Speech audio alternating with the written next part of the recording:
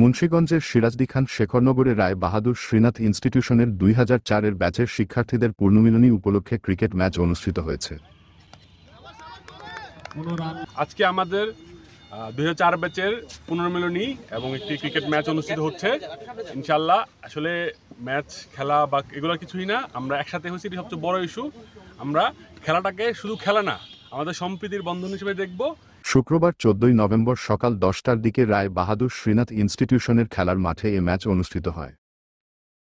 সবাইকে অনেক ধন্যবাদ। সত্যিকার অর্থে আমরা এই প্রোগ্রাম অনেক বছর ধরে করি, তবে নতুন যুগ হয়েছে আমাদের মধ্যে খেলার। তো আমরা অবশ্যই সবাইকে বলবো যাতে আমাদের এটা সারা জীবন কন্টিনিউ থাকে। আমরা প্রত্যেকেই যার যার কর্মে ব্যস্ত, তো কর্মের মাঝে একটু সময় বের করে বন্ধুদের মধ্যে সময় কাটানো। ক্রিকেট ম্যাচে শিক্ষার্থীরা রিউনিয়ন লিজেন্ডস এবং রিউনিয়ন ওয়ারিয়রস নামে দুইটি টিমে অংশগ্রহণ করে। একটি টিমের নেতৃত্বে ছিলেন হাফিজুর রহমান এবং আরেকটি টিমের নেতৃত্ব ছিলেন মাহবুবুল আলম। উক্ত খেলায় রিউনিয়ন লিজেন্ডস এক বল হাতে রেখে 2 উইকেটে জয়লাভ করে।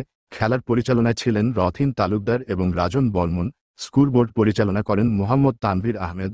এই পুনর্মিলনী অনুষ্ঠানের প্রধান পৃষ্ঠপোষক ছিলেন 2004-এর ব্যাচের শিক্ষার্থী নকিবুল ইসলাম এবং অঞ্জন তালুকদার। তার দ্বিতীয় বল করার জন্য প্রস্তুতি নিচ্ছেন এবং ব্যাটিং নূপুর মণ্ডল ব্যাটিং প্রান্তে প্রস্তুত। দেখা যাক কি হয়। দ্বিতীয় বল এবং হাঁকিয়ে মারলেন। শেষে খেলোয়াড়দের হাতে পুরস্কার তুলে দেওয়া হয়।